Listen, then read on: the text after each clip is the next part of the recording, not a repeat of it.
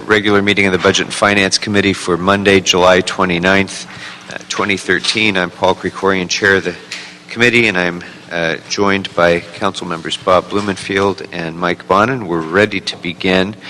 We're going to, first of all, members, continue item 1 and item 5 on the agenda at least until next week. So those will not be considered today. And we're going to go first to our remaining closed session item, which is item number 2. Is there anybody here who would like to offer public comment on item number 2? Seeing none and having received no cards, public comment on item number 2 is now closed, and so we'll proceed. Why don't we go ahead and go into the other room to hear item number 2 so that nobody needs to get up.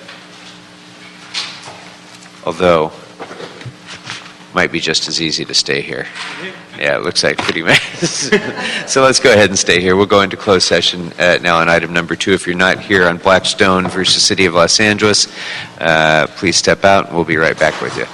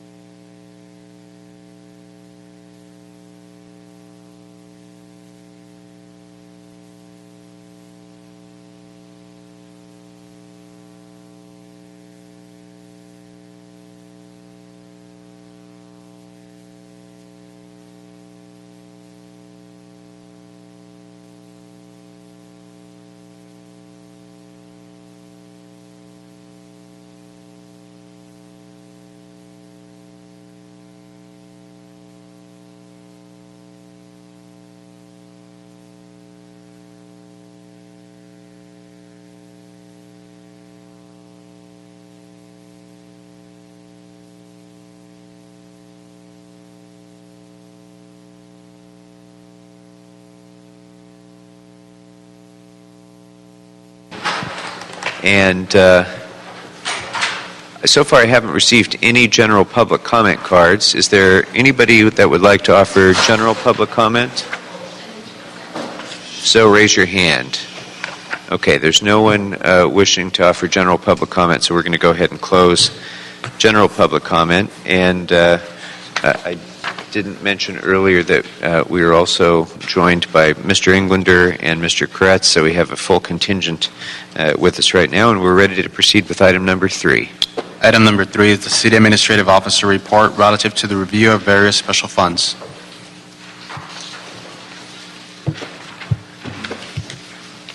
Good afternoon. Good afternoon. Anime Utem from the CAO's office. The report before you provides a preliminary report on the various special funds within the city. As of April 30th, 2013, there are a total of 970 special funds with a combined cash balance of $7.8 billion. Some of these funds include those that are on budget and off budget. In the next report that we will be providing, the committee will provide the various, the purpose of all of these funds, the legal basis, and the data is created. However, we've been in contact with the Controller's Office, and we were told that they are also working on a similar project, and so we will be more than happy to work with them on this. Todd Bowie with the Office of the City Controller. And yes, that's correct. We were actually working on a very, very similar type of information and reporting. And so in order to avoid some of that duplication of effort, I think that there's a lot of overlap, and there's some things that we can bring in to what we were working on. And then bring back for all of our consumption, I think, information that will provide a little bit more transparency to what's going on in these funds. And so we have made some good progress on that, and so we do feel there's some good information and good opportunities we can bring to bear in this process. Great. For the sake of the new members, this matter arose in last year's budget from the revelation that the Department of Transportation had identified $42 million in reimbursements that were owed from one of their special funds to the general fund for variety of related costs. So it became very apparent to this committee that there was a great need for additional transparency about what special funds are even out there, and to encourage the departments to ride herd a little bit more closely on these special funds to figure out what are they for? How do they originate? Are they being used according to their original intention? Do they continue to even serve a purpose? And if so, what potential reimbursements might be owed to the general fund? What additional purposes might the special funds be utilized for that would relieve the general fund of some of its burden? So this is a very first initial step in getting a handle on just what are the special funds that are out there. And then as we move forward in concert with the controller's work in this regard, I'm hoping that we'll have a very thorough analysis that will enable us to be able to hone in on those funds that are most appropriate for additional auditing, those funds that might be appropriate for elimination or for other uses. We'll have a better sense of that once we get this complete body of work back. So that was the origination of this. And before we go to further questions, could you just talk for a moment about the distinction between special funds that are on budget and off budget? Well, for the most part, the ones that are on budget, it's over the years, it funds specific activities within the department. So every year, there are special funds that are included in the department's budget. So, for example, you will find them in the proposed budget or the adopted budget. There are special schedules there. There's about 52 schedules, and those are always in that department's funding source. Okay. All right. Members? Yeah. Mr. Bonner? Thank you.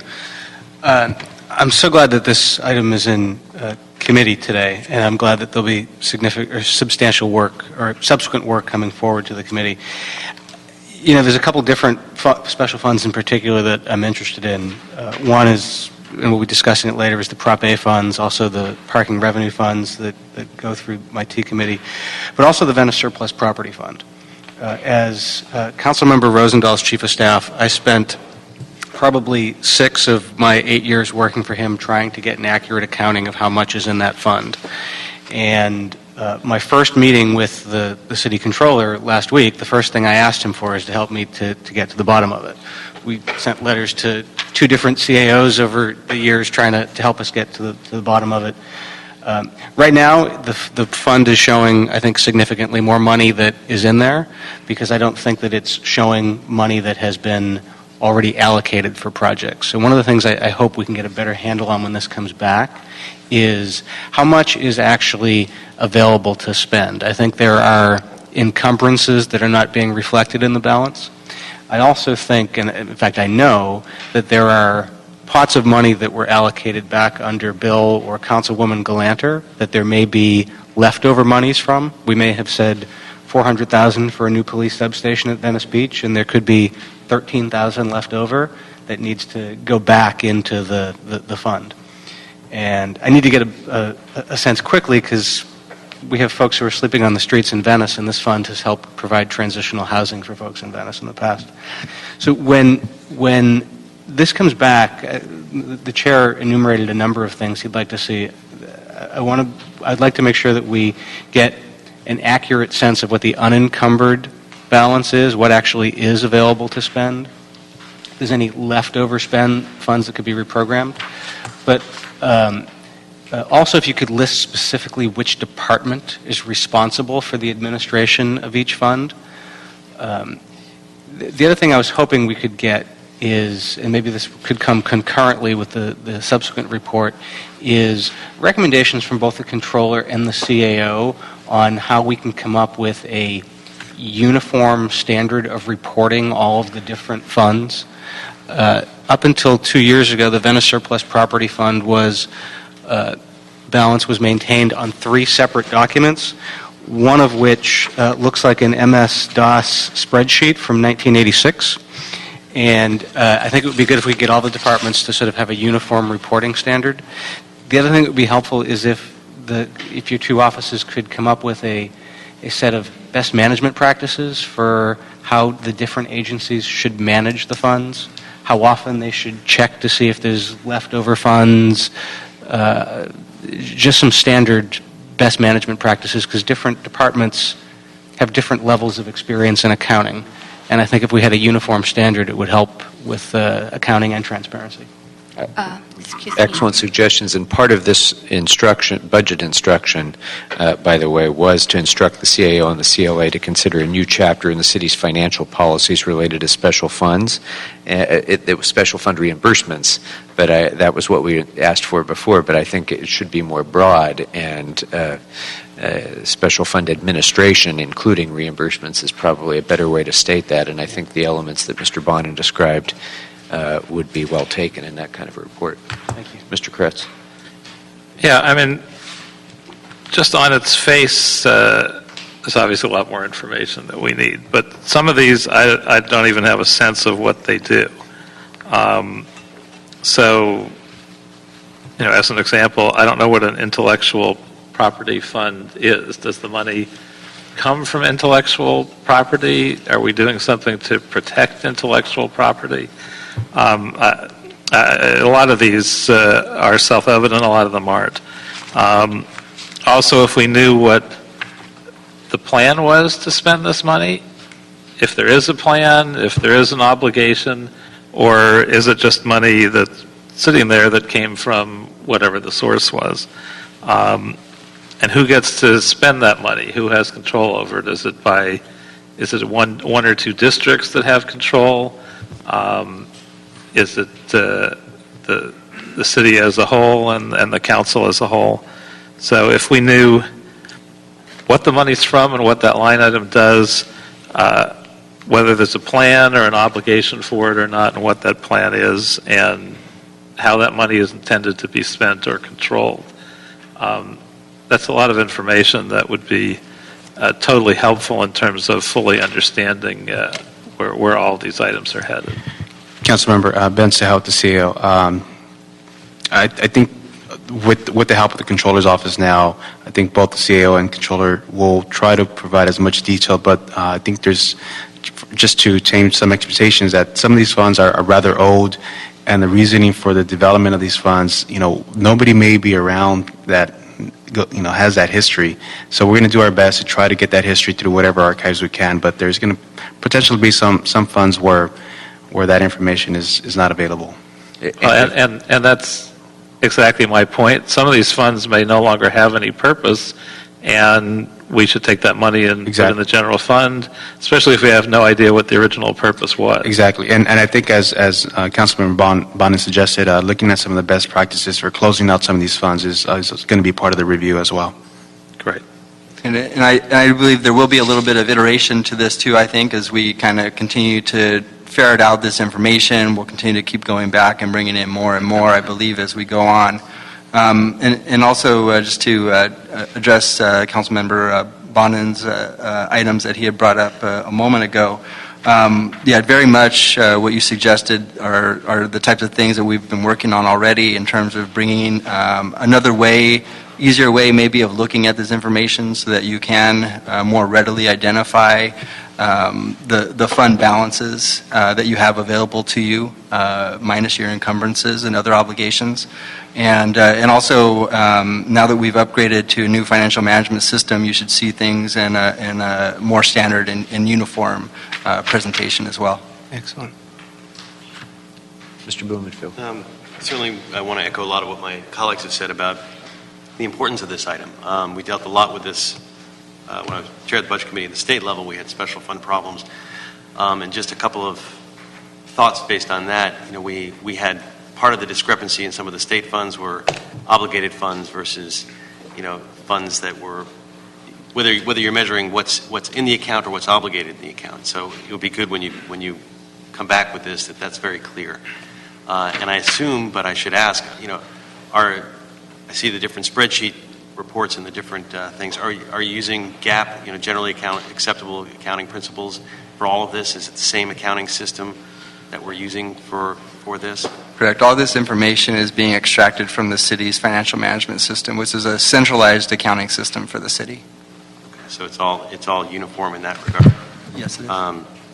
And then is there, it doesn't sound like it, but there's no sweep in place where after a certain amount of time, some of that money gets swept, or is there a process that happens? We do have an encumbrance policy that we just enacted, and so some of these funds, they're covered by the encumbrance policy, so it should be like a yearly where they would have to disencumber any of the encumbrances within those funds. So we do a review of that every year at the CAO's office. But these, I thought some of these funds go back years. In terms of the funds and the closure of funds, annually the city controller does reach out to departments to determine the disposition of these funds and get feedback from them as to whether or not they should be closed out, then work with them to do that closeout.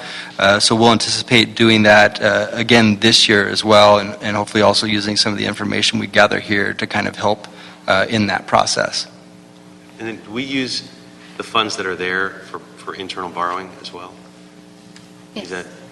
Some of them are covered by the minister. Yes, the city controller is allowed to use special funds for internal borrowing, and they do that. That's what keeps our borrowing costs as low as they are? Is that Yeah, it allows us to, when we do our presentations to the investors, it shows that we have additional funds to tap into for cash flow purposes, and ultimately that is all packaged together for the presentations that lead to our credit and lead to favorable outcomes, as we just saw with the tax anticipation revenue notes that we issued. With your notes, last comment, just in terms of also in this report, giving us some recommendations of which funds could be consolidated, or merged together, because I imagine that there's probably a number of these that could be merged. Would be a good, from my perspective, informational item to have, and recommendations on whether or not certain funds can be merged. Good point. Mr. Englander? Yeah, just a couple of observations. One, $7.8 billion in total is my first observation. That's the first thing that I think everybody citywide is going to start asking about, $7.8 billion in special funds. It's a lot of money, and especially when the city has been going through very difficult times, cutting back services, cutting back staff. There's going to be, there was a lot of media and a lot of attention when transportation found, if you will, $42 million right at the end of the budget process. This is $7.8 billion. This is a good start in actually putting forth the information and making it transparent, realizing full well we're going to have to tell the story about what this means. That each one of these, a lot of them come from litigation, a lot of them come from special development projects, a lot of come from just an array of different sources that have, in and of itself, each one of them very unique. In most of the cases, are tied to very unique and stringent conditions on how and when they can be utilized and by whom, for what purpose. And so looking at a history of all of these funds, there's a story that needs to be told as well, that a lot of these funds are very specific and legally, and some of these came out of lawsuits as well, where there are mitigations, there are settlements that have to be specifically used for a purpose to clean up a specific type of site, whatever that might be, whether the funds are encumbered or not. And though one of the things that I look forward to is in the 10 years that I've been here, both as a chief deputy and now as a council member, I've never seen a special fund report. Is one of the things that Mr. Bonin had alluded to earlier, that when just looking at the years of trying to get information out of one fund from one department has been excruciating and very painful in trying to get all that information, what's actually in the fund. This is the beginning of a story on some of these funds that I know we all have a lot of interest in. There's a lot of the numbers here. This is $7.8 billion. This does not include funds that have been encumbered but have not been spent or will never be spent. This is actually this is the post-encumbrance number.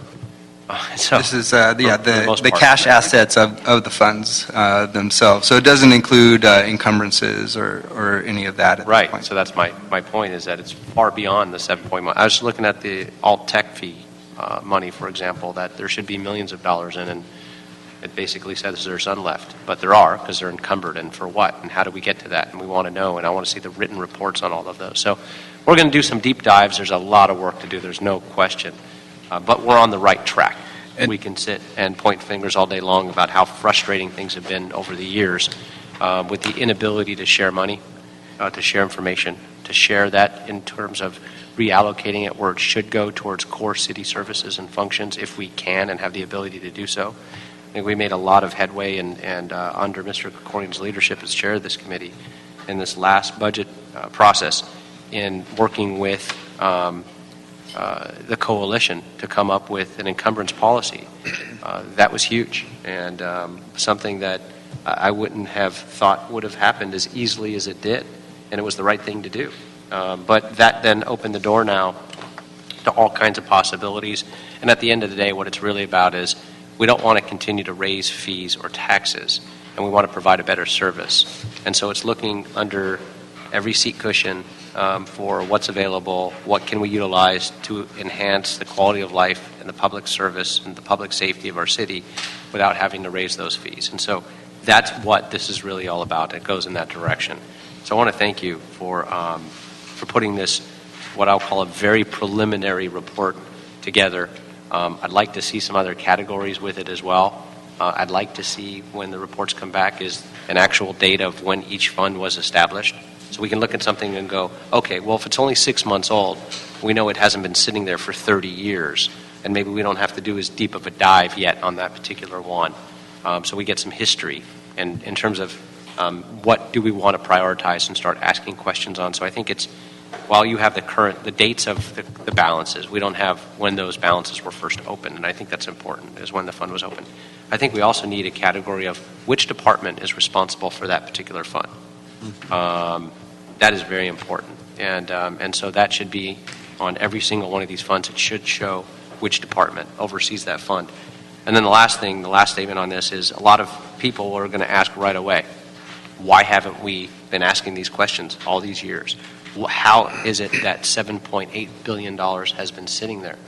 And that's because we weren't privy to this information. It was never shared by the departments. All the special funds were never brought forth because they're managed. It's so complicated, and they're in so many different systems and so many different places. And some, as was stated earlier, there's not even a history of where they go back to.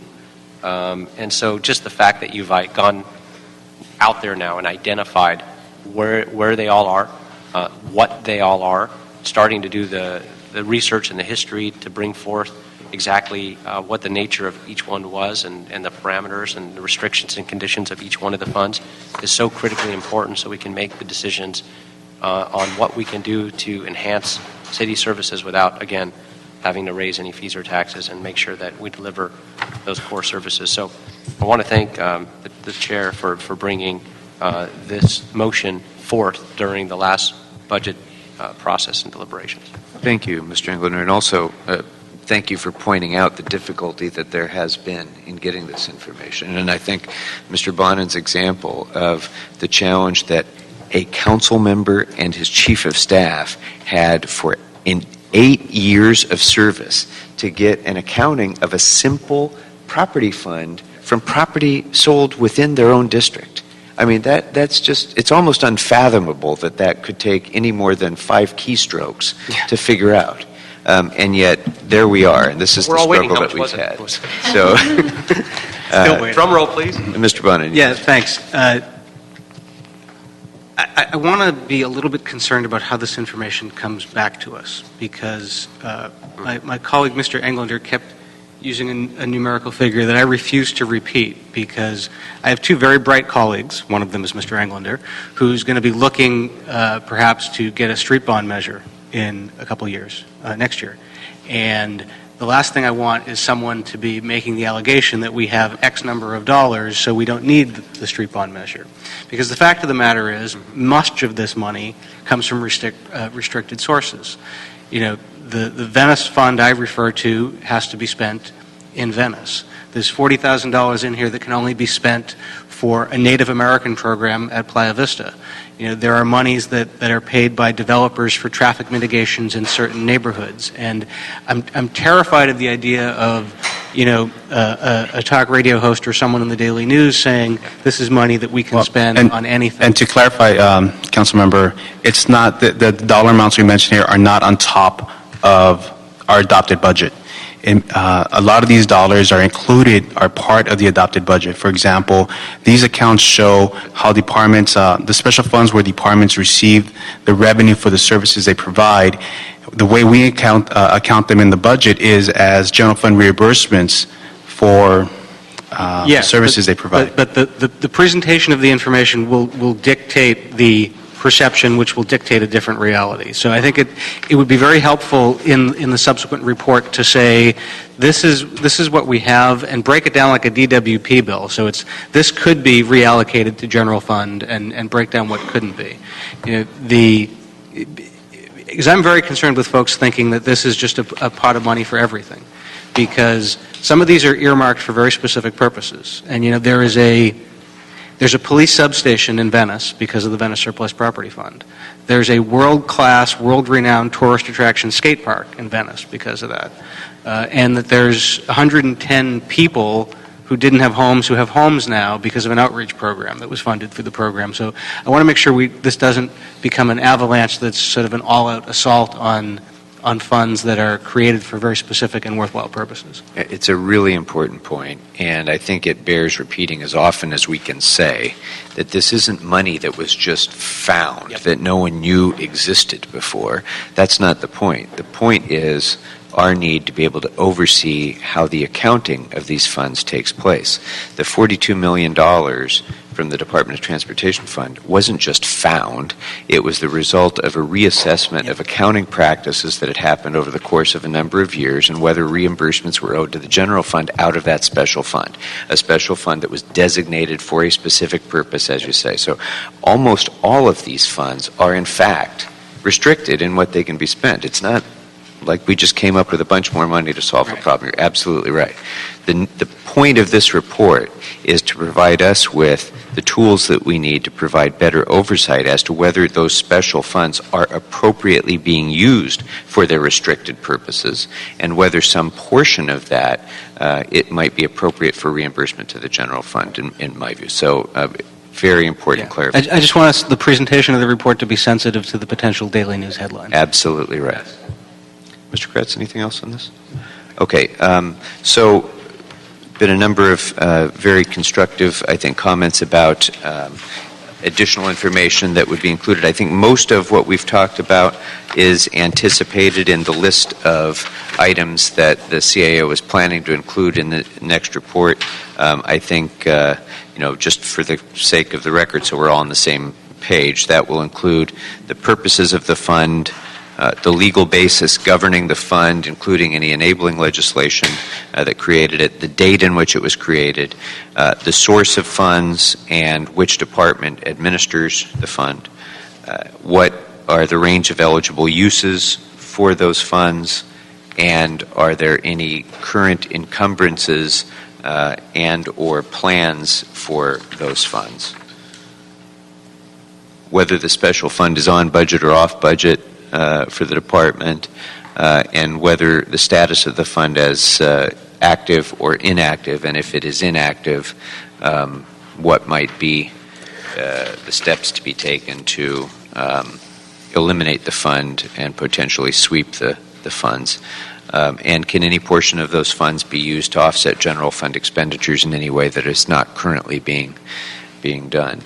Now, this is a vast amount of information, and it's an enormous amount of work when you look at the hundreds and hundreds of funds for the CAO and the controller to try to break down all of this substantive information.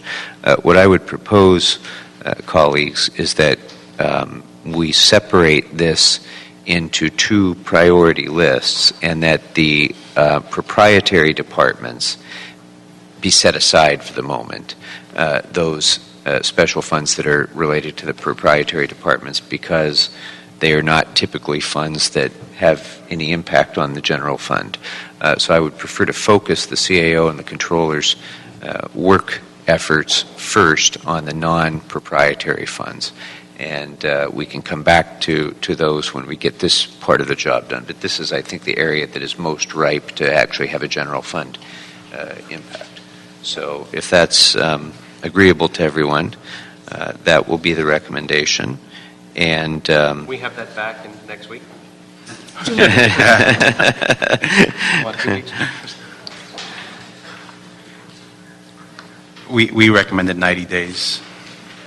yeah, I think let's go ahead and make it 90 days. But of course, I think the controllers indicated that they've already done quite a lot of work in this direction. So if we can beat that, great. Or if you want to give another preliminary report, that would be very welcome too, just to check in with us and let us know how you're doing, if there's anything else you need from this committee. One other thing on bond funds that I wanted to add, and this is probably encompassed already with what we've talked about, but for each of the special funds generated by a bond measure, I'd like the analysis to include whether indirect costs are being reimbursed to the general fund, and if they are not, what was the legal justification for not doing so? Is it something contained in the bond measure language, or has it just been a practice? What are the reasons?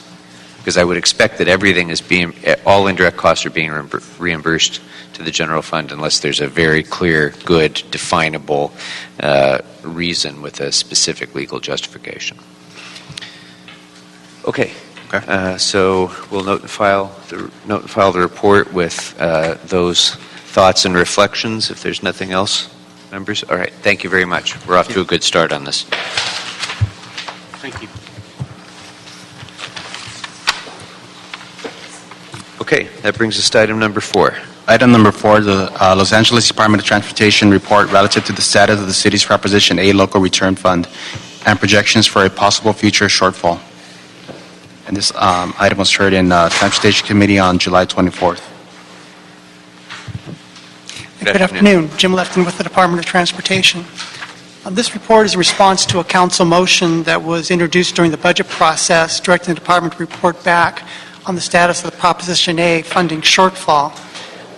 As was mentioned, this report was presented in Transportation Committee last week and received and filed. In a nutshell, the city uses its Proposition A funds primarily to support the city's public transit program.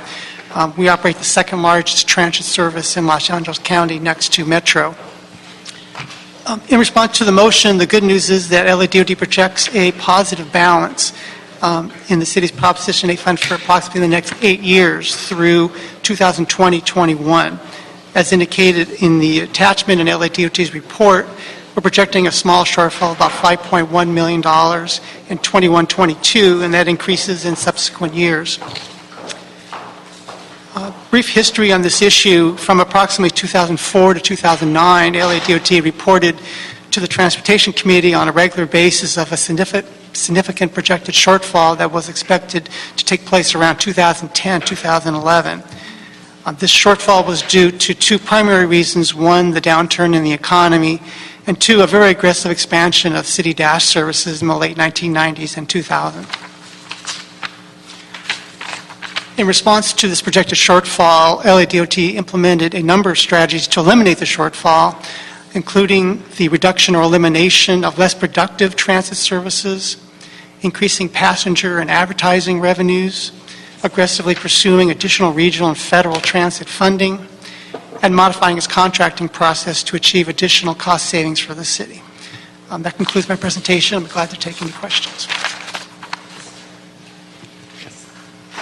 Mr. Blumenfield. Does the report, I couldn't quite tell, does it assume that transit fees, fares won't change over the next, till 2021? Yeah, it assumes existing fares. We haven't assumed any increase in fares. We did a major increase in fares in 2010 and 2011. We doubled the fare on Dash, and we had a 40% increase in fares on Commuter Express. But it's assuming that from 2013 to 2021... Yeah, we have not factored in any additional there fare wouldn't increases. And realistically, probably there would be in that time frame. We probably would do that, yes.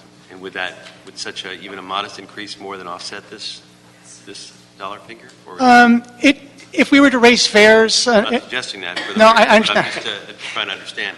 It could extend by a year or two when we see a shortfall. I mentioned a 5.1 estimated shortfall in 21-22. That if we raise fares in a few years, over the course of those 2-3 years, it could forestall for a year or two a projected shortfall. And as I mentioned, we're also going to continue to aggressively pursue federal grants to help with our capital program. Obviously, it's difficult to project how much money you're going to get, and a lot of the earmarks that we were seeing in the past are now rolled into formula funds, so there are no more earmarks to go after. But we've brought in $62 million in federal funding just in the last 2 years for our fleet replacement, so that's been a significant addition to the Prop A fund that we use. What's the breakdown? I mean, overall, in terms of how much of the operations budget is from Prop A versus fares versus federal funding? Federal funding, we only get funding for capital. There's no operating assistance for federal. As I mentioned in the report, I believe we get a significant amount of assistance from Metro for regional funding. It's called formula allocation procedure. And capital and operating from Metro for this current fiscal year, 13-14, we're expected to get about $48 million a year. And the department has been very active working with the mayor's office and the council to get that number up from what it was a few years ago. We're getting about $12 million a year more than we were getting several years ago. So we've been pushing with the Metro Board to increase that amount. Fares account for roughly 20% of the total cost. All the remaining operating costs come from the city's Proposition A fund. So fares is about 20%, 80% is coming from Prop A? Prop A and the funding we get from Metro. We have just for example, we get about $60 million a year in Prop A, but we have an operating budget of over $100 million a year. So a significant portion of that amount comes from Metro and operating subsidies. And is Prop A, how does that break down capital versus operations? It varies by year, depends on our capital needs. We have a fleet of about 350 vehicles. So I think... And that's discretion. I mean, you break it down.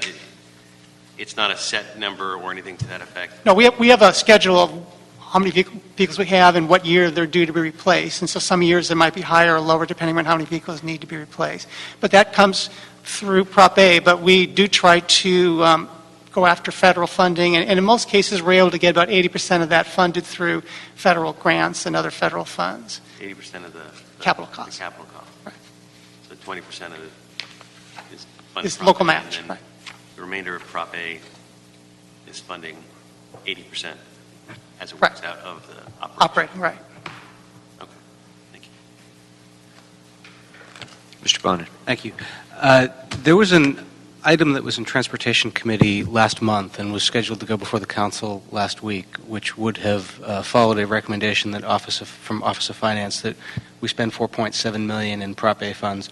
When you say there's a shortfall of $5 million, is that anticipating already that $4.7 million expenditure, or would it be a $10 million shortfall? That the forecast does not anticipate that expenditure. So, colleagues, I just want to point out that this would actually be a $10 million shortfall.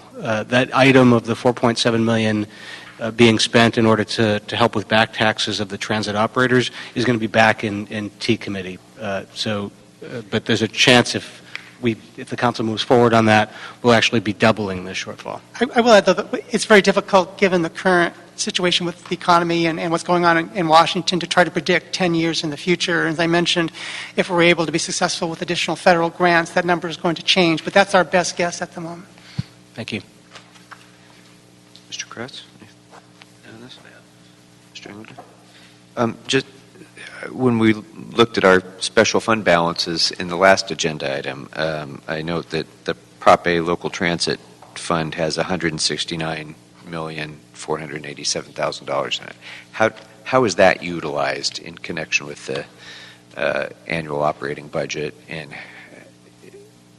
how does that impact on this $5 million shortfall 10 years from now? Well, as I mentioned, the Prop A fund is used primarily for the city's public transit program, that's the Dash and Commute Express, City Ride, and the charter bus program. It's also used for a number of other transit-related activities. But that special fund, is that just the ongoing cash balance, I guess? Yes. Oh, I see, okay. Sorry. Mr. Blumenfield. Yeah, I'm just trying to get us, understand the scale of all this. It seems like it's relatively small here. I mean, you're talking about 5 million 10 years from now. I mean, a slight change in interest could change that dramatically. I mean, what is this as a, if you were to look at this 5 million, is this a red flag? I mean, how would you characterize this? And I don't want to be overlooking it if it's a bigger deal than it appears to be.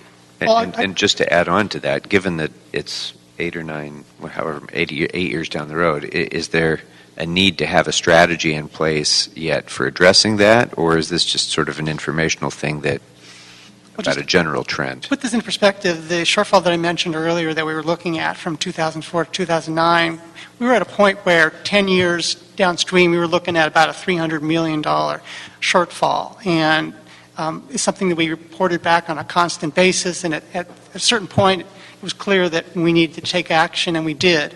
So the good news, to come from that situation, basically to avoid that shortfall altogether and to have 8 years of hopefully clear sailing is very good news, I think. But I think it also sends a message that if you're not cognizant of the fact of what the impacts of adding new service can be, I mean, a new Dash service, for example, is about $1 million a year for each Dash service, and then you're talking about another $2 million in capital funds. Year after year after year, that can really exponentially increase your cost to the point where you're looking at a shortfall very quickly. So I think something that we want to be very cautious about. While we do show 5.1 million, that's just the first year. The next year in 22-23 could potentially be about $56 million. A lot of that is dependent upon our ability to go out and get capital funding, because that's the big variable. We get a significant amount already for operating. But if we're able to get capital grants to buy down the cost of replacing vehicles, that number can come down substantially. But it's something that we can't predict at the moment. So that's why looking 10 years out is always very, very speculative. Okay. Anything else? Numbers? Okay. Thank you very much. And I think Transportation already noted and filed this report. We will do the same. Thank you very much. That brings us, we've continued item 5, so that brings us to item number 6. Item number 6 is City Attorney Report and Ordinance relative to calling a special election for the City of Los Angeles Community Taxing District number 4, Courtyard by Marriott and Residence Inn project.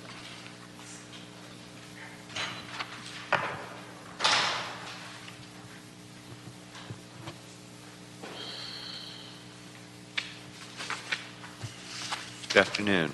Good afternoon. I'm Marilyn Garcia with the City Attorney's Office. I want to first make sure that people have before them something called the revised draft ordinance here, and the report is dated July 26th.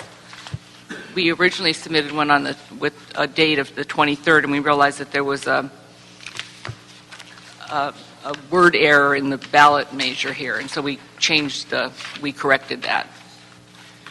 I actually don't have that one. I have the July 23rd one, but if it's not a significant change, you could just... The last page is Exhibit A that has what the developer's going to vote on.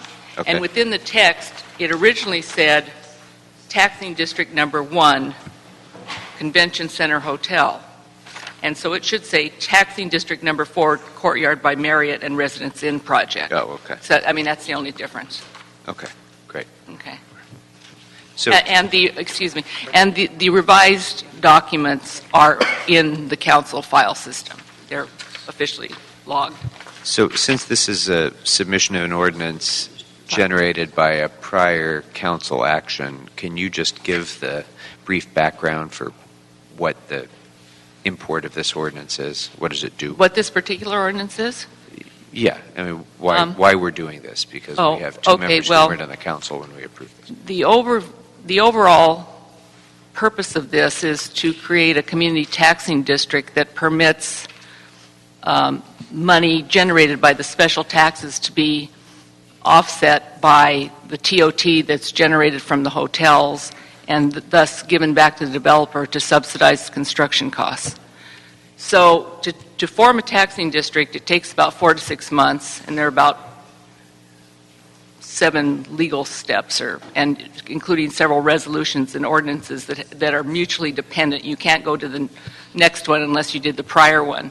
So the last ordinance that was adopted was the Ordinance of Formation, which is the most important ordinance. It formed the district, basically.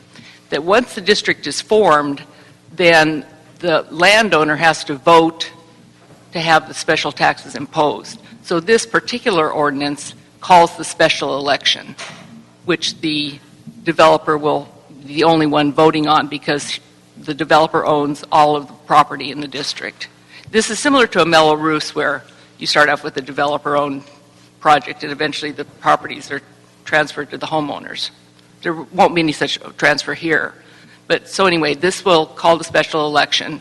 It designates a date in August when that election will occur, and it's administered by the city clerk, and then when the city clerk gets the vote in, that vote will be reported to the council and you'll accept the election results.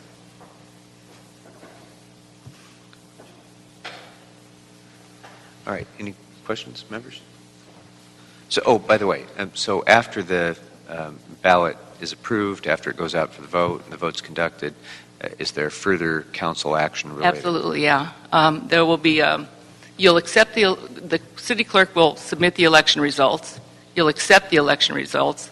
You'll vote to impose a tax levy, and then eventually a funding agreement will be prepared, which will create the administration of the district over the 20, 25 years, whatever it is. Okay. Thank you. Mr. Bonnet? Yeah, just one quick question. I appreciate the chair asking you to give a brief explanation of the underlying project. My spider sense goes off anytime I hear someone talk about the TOT. What's going to be happening with the TOT here? Is some of this being diverted from the general fund to facilitate the project? Yeah. Well, under the TOT ordinance, the TOT is imposed on hotel guests, on every hotel in the city. So the hotel guest pays, and the hotel operator remits that money to the city, and ordinarily goes into the general fund. Here what happens, once this thing is operational, the hotel operator collects the TOT, sends it over to the city, it gets converted, and then it's returned to the developer 3 days later, each month over the period of the district. So money that we could otherwise use to resurface streets is not going to be used for that?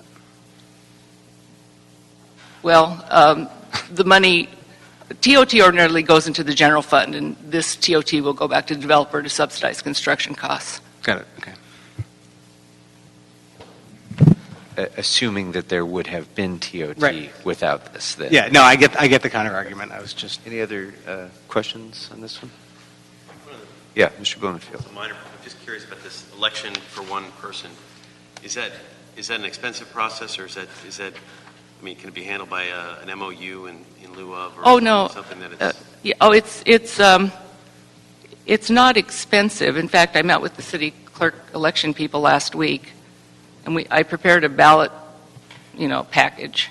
And because it's only one developer as opposed to the streetcar Mello-Roos, where real voters were voting, and they were entitled to lots of ballot information. Here, a single landowner can waive the information. This